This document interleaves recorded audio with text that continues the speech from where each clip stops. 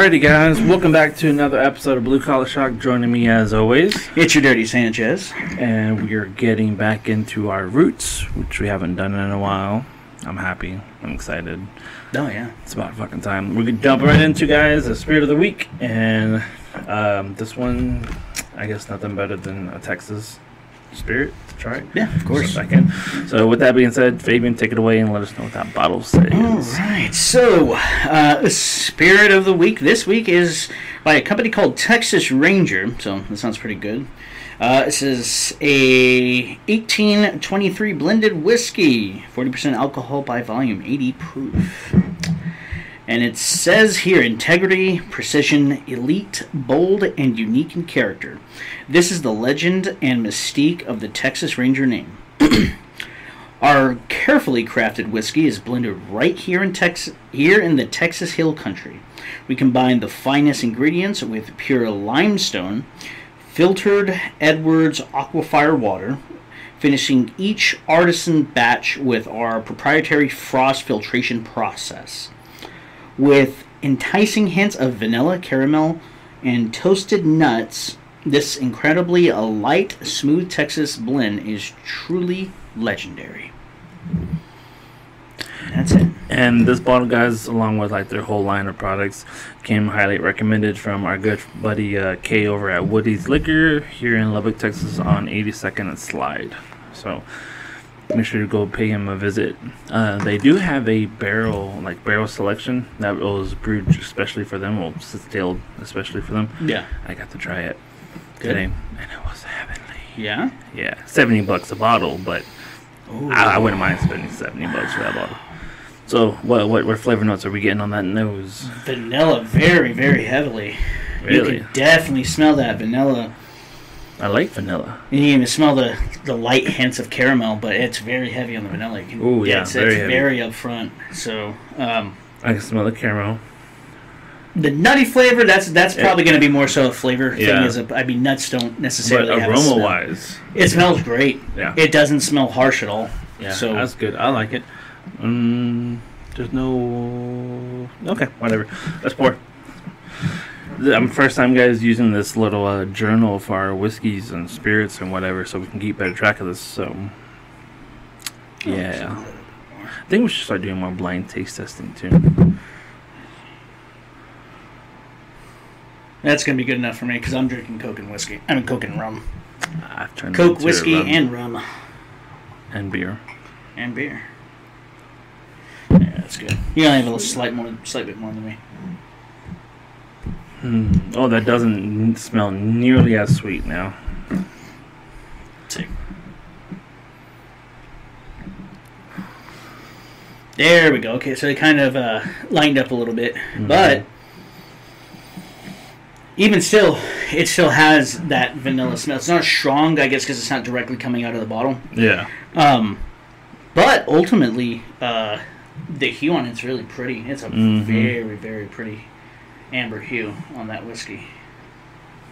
I'm enjoying it. I like it. Yeah, that's nice. I like that. Yeah, but even so, once it gets poured down, that vanilla smell dies down a bit, and that's fine.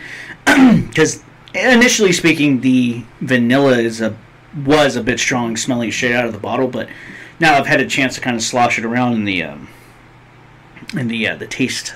tasting cup of whiskeys. It's pretty good. It smells pretty good. Not gonna lie. Okay, ready for our first taste? Yes, sir. Yes, sir. Always. All right.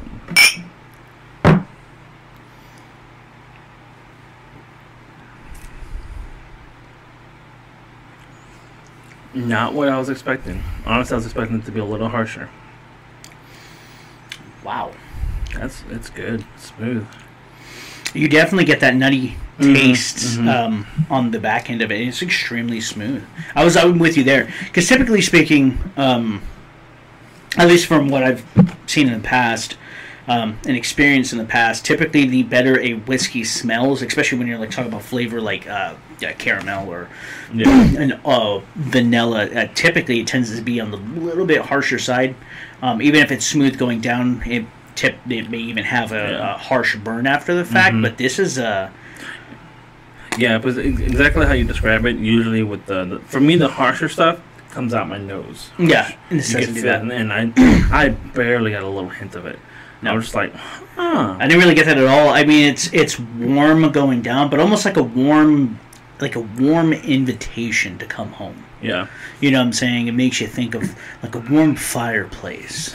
Yeah. Nice and cozy. Your feet are kind of roosting by the fire. Mm-hmm. That's the kind of vibe. It's not too sweet either. No, it's really not. I can taste the vanilla. I can taste the caramel, but the strongest note, in my opinion, is the nutty flavor. Mm-hmm. You can almost even taste a hint of like the barrel.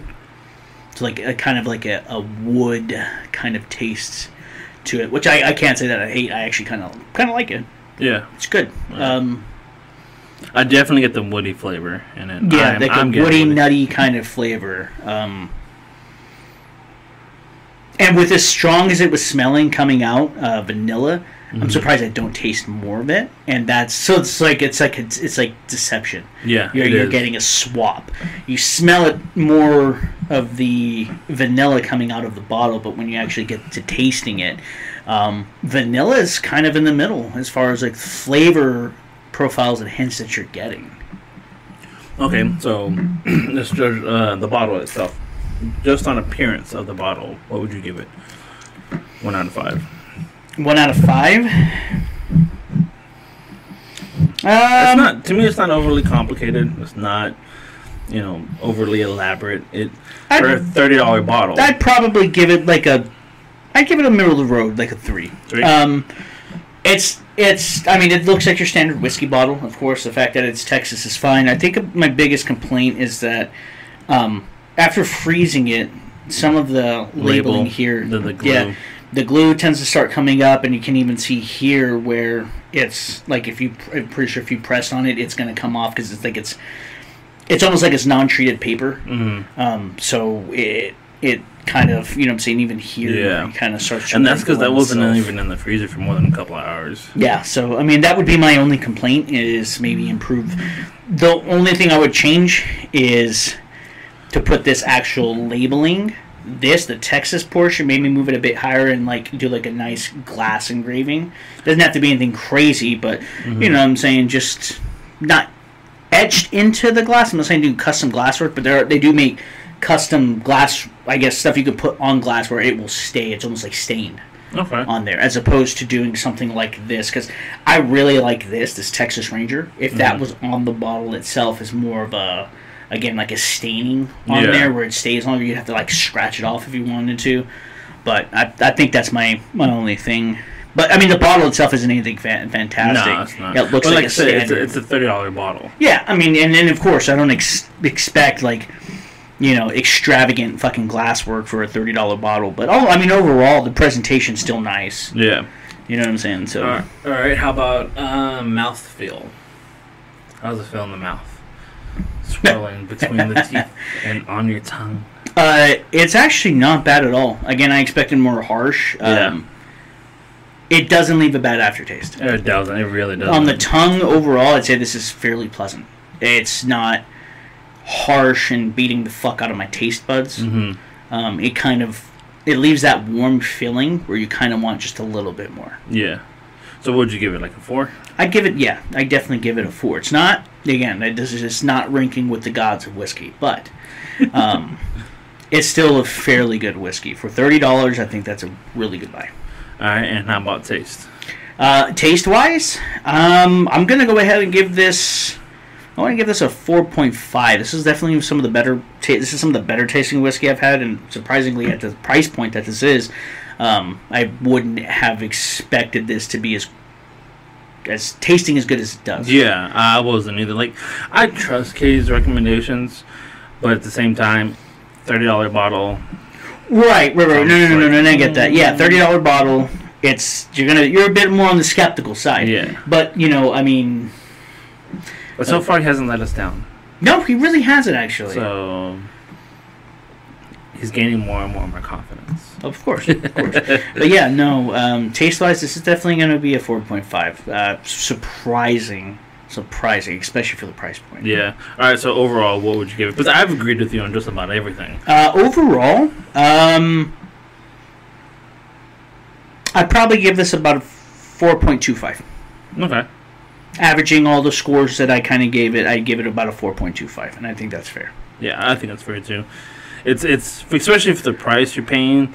Now, like if we were getting this kind of flavors and this bottle was like $80-$90, I would honestly put it lower because I'm like, yeah, it's good, but it's not $80-$90 good. Right, but see, as good as it tastes, like as good as the taste is on this, you taste it and you're like, wow, this is better than $30 good. Yeah, like I would probably put this. If you gave me this a blind taste test and asked me to price this, I'd probably price this at about the $50. That's what I was gonna say. Range. About $50 for this thing. Yeah, about $50. Which, like, if somebody charged me $50 for this bottle, I would be like, all right, suitable. Yeah, it's not a bad bottle. It's really good. So for $30, it's not bad. And there are some places you can sell cheaper. Have seen it a little cheaper, like Costco every now and then. They'll have this for like $22. Yeah. You know what I mean? It's just there's different places who fluctuates. Yeah, of course. But overall, yeah, I agree with it. I agree with you too. I mean, a 4.5 from just about everything. I really like this. I'm glad I have this because this might become a little more my casual drinker. Yeah, absolutely. Because I've been casually drinking a $80 bottle of whiskey. And, I saw that walking into the studio. And I'm like halfway through it, and I don't want to keep drinking it, but it's really good. So this might replace my daily drinker. Not that I drink daily, but your occasional drinker. My go-to for fuck, I need a drink today. This might become my go-to. Alrighty, guys. With that being said, we're going to go ahead and start wrapping up this little quick episode. We're going to jump into a beer review next. So stay tuned for that. This episode will definitely be posted up first. Thank you, Fabian, for being on again. Of course. Make sure to check us out: Facebook, Twitter, Instagram, Rumble, and go check out Fabian's Twitch. Go check me over. Go check me out over on twitch.com/RPGs123. If you can't find it like that, just type in RPGs123. It's the only goofy ass looking Mexican wearing a onesie with a beautiful white woman who is also wearing a onesie. I can see you hunting in that onesie. I'll hunt in that onesie. I don't give a fuck. Alrighty, guys. We'll see you guys again next time. And as always, make love loudly and make war silently. It is.